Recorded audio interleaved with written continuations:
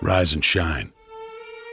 6 a.m. and your hand can't make it to the alarm clock before the voices in your head start telling you that it's too early, too dark, and too cold to get out of bed. Aching muscles lie still in rebellion, pretending not to hear your brain commanding them to move. A legion of voices are shouting their unanimous permission for you to hit the snooze button and go back to dreamland. But you didn't ask their opinion. The voice you've chosen to listen to is one of defiance. A voice that says there was a reason you set that alarm in the first place. So sit up, put your feet on the floor, and don't look back, because we've got work to do.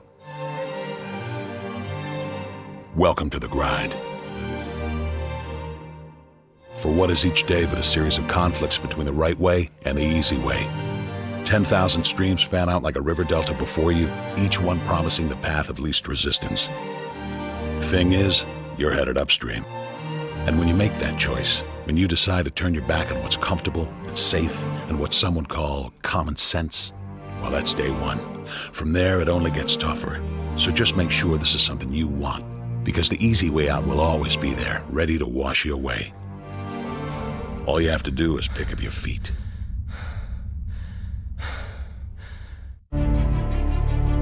But you aren't going to, are you? With each step comes the decision to take another. You're on your way now, but this is no time to dwell on how far you've come. You're in a fight against an opponent you can't see, but oh, you can feel him on your heels, can't you? Feel him breathing down your neck. You know what that is? That's you. Your fears, your doubts, and insecurities all lined up like a firing squad, ready to shoot you out of the sky. But don't lose heart. While they're not easily defeated, they are far from invincible. Remember, this is the grind, the battle royale between you and your mind, your body, and the devil on your shoulder who's telling you that this is just a game. This is just a waste of time. Your opponents are stronger than you. Drown out the voice of uncertainty with the sound of your own heartbeat. Burn away your self-doubt with a fire lit beneath you. Remember what we're fighting for, and never forget that momentum is a cruel mistress. She can turn on a dime with the smallest mistake. She is ever searching for the weak place in your armor, that one tiny thing you forgot to prepare for. So as long as the devil is hiding the details, the question remains, is that all you got? Are you sure? And when the answer is yes, when you've done all you can to prepare yourself for battle, then it's time to go forth and boldly face your enemy, the enemy within. Only now you must take that fight into the open, into hostile territory. You're a lion in a field of lions, all hunting the same elusive prey with a desperate starvation that says victory is the only thing that can keep you alive. So believe that voice that says you can run a little faster, and you can throw a little harder, and that for you, the laws of physics are merely a suggestion. Luck is the last dying wish of those who want to believe that winning can happen by accident. Sweat, on the other hand, is for those who know it's a choice. So decide now, because destiny waits for no man. And when your time comes and 1,000 different voices are trying to tell you you're not ready for it, listen instead to that lone voice of dissent. The one that says you are ready, you are prepared. It's all up to you now. So rise and shine. By now, I am obsessed with sports. Like, seriously obsessed. Like, I love running. I love basketball, volleyball, soccer, all of it. I'm currently the official new assistant coach at Howell. What up? For their basketball team. So anyway, I'm excited about sports. So this series, I'm just talking about how being like an athlete who dedicates so much of their time to being an athlete is a lot like being a Christian. We're going to play the video that... Thank you, Dad. That was funny. Anyway, yeah, no, I love that commercial for so many reasons, because ultimately, like, you can look at that and be like, yeah, go be an athlete. Yeah, that's awesome. But for me, when I watched that, guys, like, there was something inside of me. It was like, we have so much to offer. Like, we sell ourselves short every day. I mean, we think that we're just kind of set in these limits. You know, we go through our routine. You know, we go to school, we talk to our friends, we go to class. And if you skip class, you're in trouble. You go to class, and we go to class, and we go to our practices, and we go home, and we're nice to our parents because we're always nice to our parents. And we watch TV because that's what we do, and we get on Facebook, and we get on Instagram, we get on Twitter. It's what we do every day, right? And so we sell ourselves short that that's our day, that's what we do. And it's like, what if there's this whole other level that we could go to? When we go to bed at night, we're like, my goodness, I didn't expect that to be that awesome today. Like, imagine if every day was like that. And so that's what this whole series is about. It's about, you know, like, let's get up, let's rise and shine, let's get up in the morning, and let's expect the day to be awesome. So last week I kind of put out a challenge, and I'm wondering who stayed with me and did it. Every day for the past week, I encourage you guys to set your alarm 15 minutes earlier, just 15 minutes. And I handed out these sheets to you guys that were just sheets that it has just scripture on there, but it's put out in a prayable way that you can just pray over your day and just cover your whole day, just saying, you know what, I expect great things out of today. Who did that this week? You did it one, two. All right, that's not bad, guys. I'm so proud of you. And ultimately, you're not pleasing me. You're not even trying to please everyone in this room. What you did was for you. What you did was for God, and it's going to better your relationship with God the more you make that a habit. Anyway, so last week was kind of awesome. I'm going to share kind of a story with you guys because today, basically, last week is about the get up. The whole thing is get up and go. Get up, get at it. That's the whole theme of this message. Last week was about getting up in the morning, preparing yourself for the day. But this week I'm talking about the get after it. And what happens after that? After you're prepared for the day, then what? So yeah, we're kind of talking about the people around you, the teams around you. I have had a lot of teams in my life. Actually, I counted today. That was kind of crazy. I've played for 19 different coaches, alone in just the 4 main sports I've played.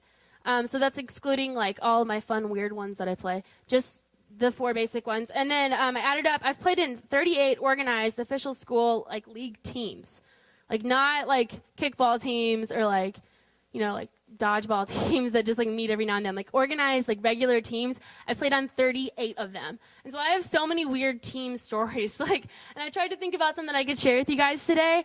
My weirdest, not so fun team example of a team was this one volleyball team I played for my freshman year of high school. There was a girl next to me who would make fun of me the whole time I played.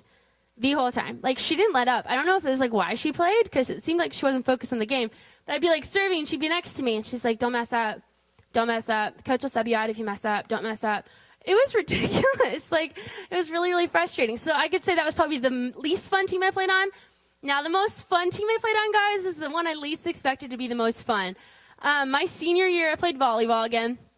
And the girls on my team were really, really into it. Volleyball was kind of my fun sport. I just kind of wanted to have fun. I wanted to play hard, but I was just trying to have fun. And so I found these freshmen on the team, and they were so goofy. Not during the games. Obviously, we were serious in the games. But on the bus, I always noticed they were the ones, being goofy and just having a good time. And they seemed like they were really good friends with each other. And so I kind of started hanging out with them. And, guys, it was I'm going to show you something. So one of them got me this for my birthday. I'm a senior in high school, right? I got this for my birthday, my senior year. And this is the wrong headband. Normally, it has a ninja headband on it that's pink. And so all 4 of us started wearing these pink ninja headbands on us, before and after games. Even game days, we wear them all day at school. I named this Spork. I swear I'm not mental. I genuinely just thought this was funny. And Spork, we had songs. Anyway, there's a picture if you guys want to put that up. Us 4, we did everything together. Those 3 are freshmen. Yeah, I'm the weird one pointing. But this was at a tournament, and we ran off to a park when we had a 2-hour break, and we were just being goofy. My sister's the one in the front, and then there's 2 other girls. They were freshmen, but they made that sport so fun. And why is that? We were bound together. We were close. We didn't just spend time when we needed to. We spent time outside of that. And then sport kind of stuck with me, which is kind of weird. You can take that down now. I'm kind of embarrassed. What'd you say? Volleyball?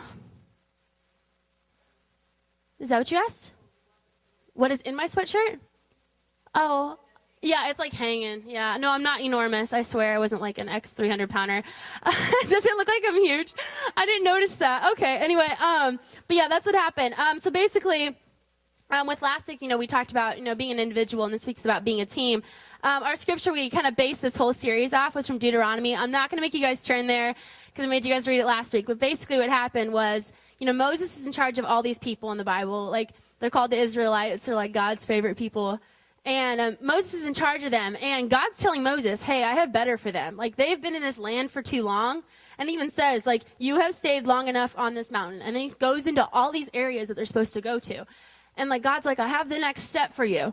And so Moses has to try to get all these people to go to that next step. And that's kind of where we left off last week with what we were talking about. And just saying that God has bigger. So then after that, we talked about the getting up and, pursuing that next thing. What is that next step for me? What is the next level I can go to? And which is awesome. And it's good that you guys did that. But we're going to talk about that going forward now. Like, okay, now that we're up and we're prepared, like, and maybe you don't feel prepared yet. That's okay. Keep working at it. Like, don't give up. When you get up in the morning, still chase after God. And even if you don't know what that means, chasing after God sounds crazy to you. Like, it means, like, praying, trying to spend time with God, you know, and trying to see what the best life God could give you and what your best day could be. So I have 3 Ps that we're going to go over today about getting after it. A lot of times my coaches are always like, get up, get after it, let's go. So I'm talking about what are the 3 Ps of just getting after it. The first one is purpose, and it's about, you know, why do you wake up in the morning? Now, obviously, because your alarm went off, because you have school, because you have work, because you have to, like, go work out for your team. I don't really know what you guys do, but ultimately, though, let's think about, like, purpose. Like, what is your purpose for the day? Like, do you have something that each day you're like, I exist for this? And that's a big question. Like, I know we're young. Like, I'm only 22. I'm not, like, some old person that, like, has it all figured out. Like, I wake up in the morning, and I need to think about this, too. You know, what do I want for today? And actually, you know, having purpose. And Jesus is so clear about purpose in the Bible. If you guys want to turn to Mark 16, 15 through 18. Does anyone have their Bible?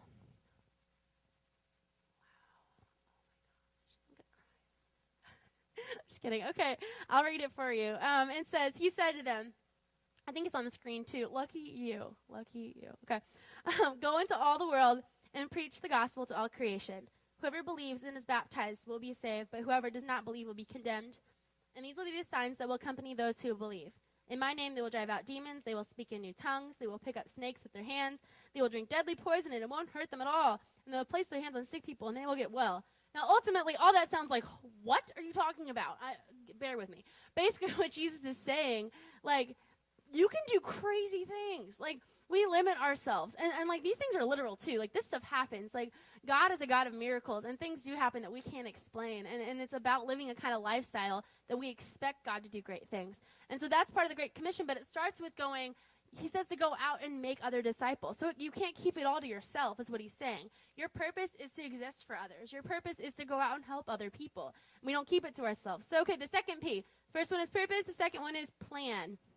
We're going to talk about every personal trainer has a plan. Or even like a workout or a coach person that works with the team, they have a plan for each practice, right? They don't go into it and they're like, take a lap.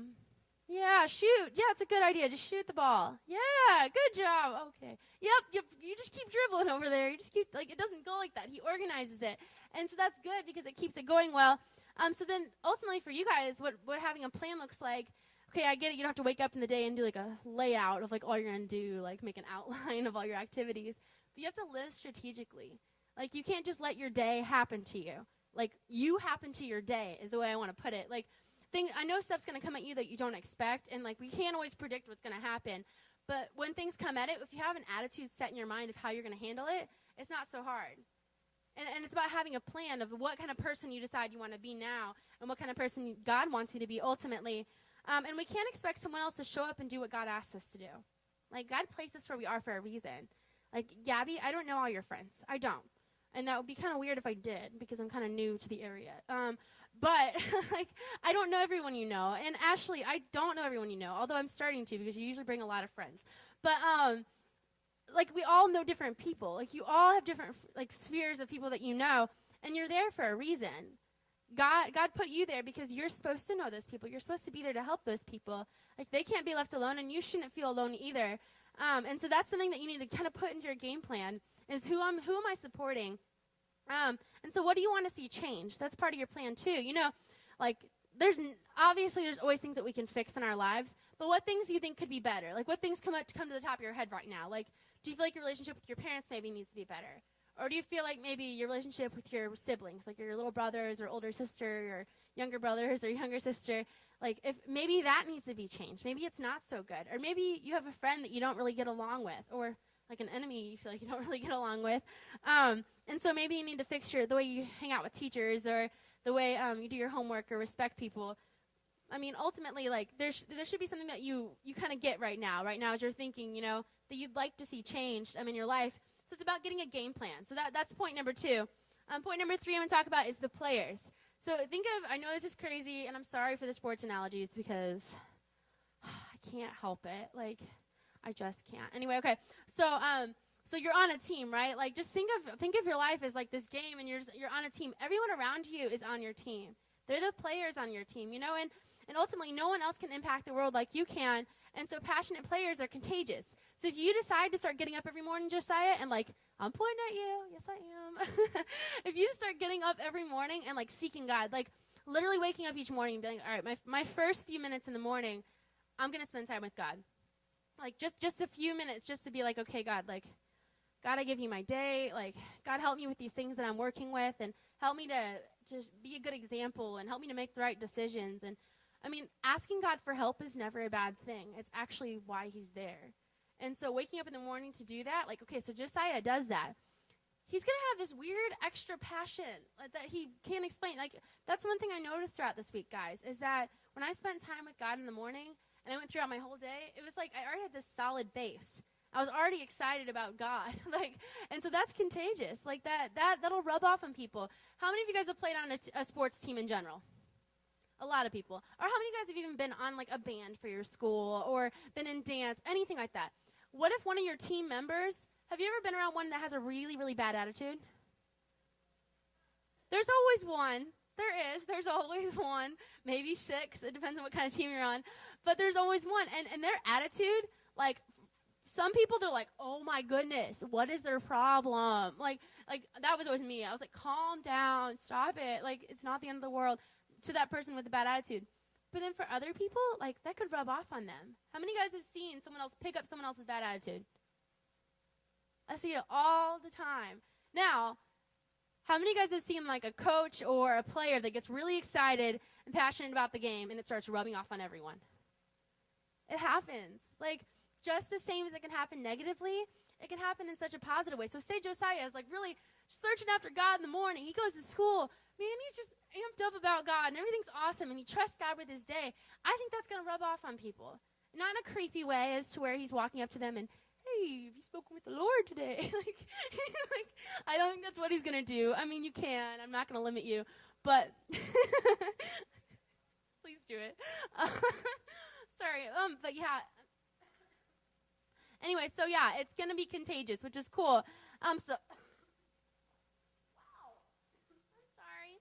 Yeah, maybe water would be awesome. So anyway, we weren't asked to do life alone, guys. And I want you to think this is what I want you guys to get out of today, is that you're building your team.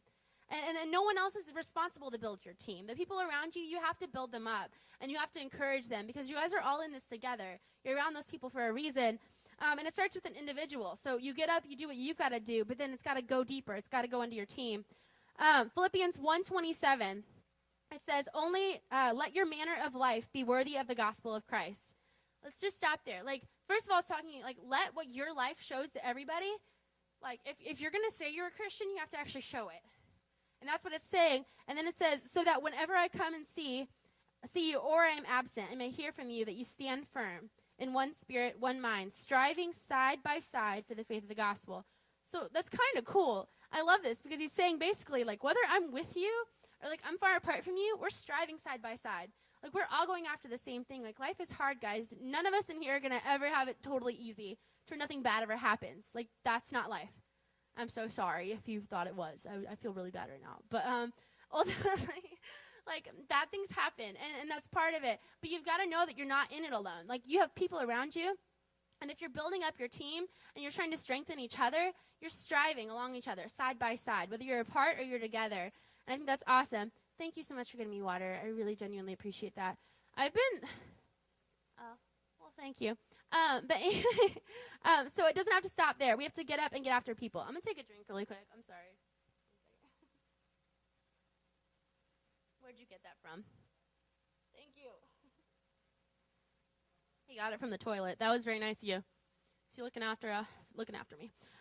Okay, so we have to get up and not get after people. So let's go back to that story of Moses and the Israelites, right? Okay, the one we talked about last week, where God had this cool thing that he wanted for him and for all his people. Now, what if Moses got a hold of the vision? He was like, okay, all right, I get it, God. Like, you want us to go to this cool place. And he goes into his tent, and he packs up all of his bags. He throws them on his shoulders. And he dips out, and he goes to the land totally by himself. Is that what God asked? No, God said, I want all of my people to go to this new place. Like, I don't want everyone to be stuck doing the same old thing that they do every single week. I have this new level I want to take them to. And God's saying the same thing for you. You know, there's something that he may be doing in your life, but there are all these people around you that he wants to take to a better place. He doesn't want the people around you hurting. He doesn't want your friends going through hard things. He doesn't want your brothers or sisters feeling unsupported. And so when you're in a team like that, you've got to take the people around you and build them up. And don't just go to this next level like chasing after God by yourself. Bring people with you. Like, don't do it alone. And that's totally cool. Matthew 9 through 13 says, actually, and this is one of my favorite like areas of the Bible, by the way. Like, literally one of my favorites. It says, as Jesus was walking alone, he saw a man named Matthew sitting at his tax collector's booth. Okay, guys, I don't know if you guys heard this. Some of you guys probably know. In the Bible, tax collectors were like really bad people. Like, really, really bad. Like, I don't even know what to compare them to. They're just people who do a lot of bad things. Basically, what their deal is with them, they kind of have this stereotype of, yes, they work for the government, but they steal a lot of money. Like, that was almost expected of them back then, just because that's how they made their money. And so, you know, they're kind of crazy, and they don't associate with the best people. And a lot of people hate them for that. Anyway, Matthew's a tax collector, right? And Jesus walks up to him, and he's like, follow me. I have to flip my page. Follow me and be my disciple, Jesus said to him. So Matthew just got up and he followed him. Later, Matthew invited Jesus and his disciples to his home as dinner guests. Now, hold up. Like, let's think about this. Okay, so let's give an image. Veronica, say you're at your school, and you are walking through the cafeteria or whatever, and there's this girl sitting there, and you just saw her, like, beating someone up yesterday. Like, just beating her up. Like, you saw the whole thing, and everybody knows about it, and they all are really, really mad at her. And you walk by her, like, hey, you should go to church with me Wednesday. And she's like, sure. And you're like, oh, wow, I didn't think she was going to say yes. Okay. And then she comes to church, right? And then the next week she's like, hey, you should come over to my house, and we're going to have dinner. And you're like, oh, wow, okay. Like, it's kind of like that kind of scenario for Jesus. Basically, he reaches out to him, and it's crazy because this person that you would think wouldn't want to follow him because his lifestyle doesn't reflect it, does. And I think that's awesome. And so moving to the next verse, it says, along with many tax collectors and other disreputable sinners. But when the Pharisees saw this, they asked his disciples, so why does your teacher eat with such scum? When Jesus heard this, he said, healthy people don't need a doctor, sick people do. I'm going to stop there. Like, I mean, we can get in our little huddle of, like, Christian people you know, and ultimately you've got to have some Christian support as friends and everything. Like, you've got to be there for each other. But we're not here to just hug each other. We're not. There are people in your schools that could be going through stuff, and they may seem scary to you, and they may seem like they're, like, written off for the things they do. Or maybe you feel written off for the things you've done. Like, I don't know all your lives, but ultimately, like, each person's going through something, and they need Jesus. Just as much as you do, just as much as I do. We all need Jesus. Like, we can't do this alone. And so don't pass over someone because you think that their reputation says otherwise, or you're afraid they'll actually want to hang out with you. Like, what did they do? Oh, my goodness. Like, what's going to happen? And then the next verse says, now go and learn what that means.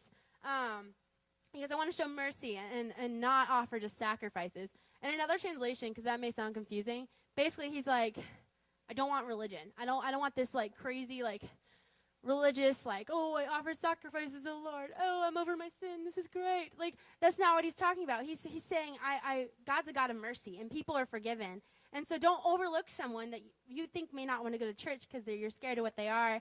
And then it ends with, for I have come to call those who, I have not come to call those who think that they are righteous, but I have come to call those who know they are sinners. And so basically, guys, like, kind of leaving with all of this, what good is it for you to be an athlete that works so hard to get to that next level, but then your whole team doesn't do the same? Like, your whole team doesn't. Like, are you going to win your games? Like, you better be a super stud, because if the rest of your team is not putting any work in, or they're not even getting helped along, you're not going to succeed. And then the same goes for then Christianity. You know, what good is it for us to grow in our relationship with God and go to that next level and get close to him and really, like, seek after him if all of our own friends and family don't even know him, or they aren't even close to him? Like, what good is that? We're on a team with them. We're side by side with them. And it's great to search after God by yourself, but it's so much better if you're not doing it alone. And you've got to be strong and realize that don't limit yourself to that someone else has to always help you. Maybe there's someone you're supposed to help. And so, guys, I want you to really think about that. And I'm going to put out a challenge to you guys for this week. If you really feel like it's on your heart to continue to wake up early in the morning, I'm going to. Because I saw a change in my week, and I had some crazy, awesome things happen. And I know without a shadow of a doubt that God's doing something. And when we actually put him first and pray, like, prayer's awesome, guys. Like, I strongly believe that, like, when we ask God for things, like, he listens. And then he wants to help us. We just have to ask. And so I'm going to continue to do that. But, guys, I want to put out another challenge to you guys. This week while you're at school, find one person, literally just one, that you think that you could bring to church next week. And not because you feel like they need to get fixed or you feel like, they'd be goofy to hang out with. Think of someone that you just think maybe needs a friend, or maybe you have a friend that you feel like isn't very connected to a lot of other people. Like, everybody needs to have, like, mentors and friends and people they can hang out with. So I'm encouraging you guys all to bring one person. Right now, I just want you guys to think of somebody. Think of, like, one person that you could possibly be like, hey, like, want to come with me next week? Like, and next week's going to be pretty goofy. It's the homecoming week. I'm just saying next week's going to be weird. We're all going to dress up in neon. I hope that's okay. I usually do, just every day. But anyway, so next week, so bring a friend. It's going to be kind of a crazy, goofy night. And it's the week before the bonfire, so it'll help them kind of get to know everybody, too. So I'm just kind of putting that out to you guys. And to help you with that, I'm not going to make you do it alone. I know it's kind of, like, awkward to be like, oh, well, we're out on, like, Highway 59, and, like, we meet on, like, 7, I think. Well, sometimes it starts at 7:05, and I don't know who's speaking. Like, sometimes it's Ryan, and sometimes it's Kaytlynd. Like, I'm not going to make you, like, go through all those details. So right now, guys, I'm going to hand out these cards to you, or if I can get them out. And basically, just take a few, however many you think you might need to, like, hand out to your friends. Basically, it just says, this Wednesday, 7 p.m., and then on the back side, it has, like, little directions on how to get here. It's a little map. That way, if you try to invite somebody, you can just hand them one of those and be like, hey, this will help you get there. Because I know some people don't quite know where we are. So take as many as you think you need, and whatever ones are left, you can put them over to the side. Anyway, now I'm just going to go ahead and pray us out and just close the night. If you guys don't mind, so everybody just kind of bow your heads right now. I guess you're passing cards. I'll talk a little bit. Sorry, I totally forgot about that. I wanted to, like, distract you. Anyway, but I do have, like, this one story I'll just share with you really quick about inviting a friend. I had this one girl that I went to a Christian school, like, for a little while when I was in junior high. And there was this girl who's, like, I think, her mom had died, like, a few years earlier, and she lived with her dad. And she was super mean to me, guys. Like, she was on one of my teams, and she would come over to my house sometimes before games just to change. One time I found her reading my diary. Like, I was like, what are you doing? Excuse me. She wasn't very nice. And, like, she kept stealing a lot of my stuff. And I was frustrated with her. Like, I'm not going to lie, guys. Like, I was like, what is her deal? How can I?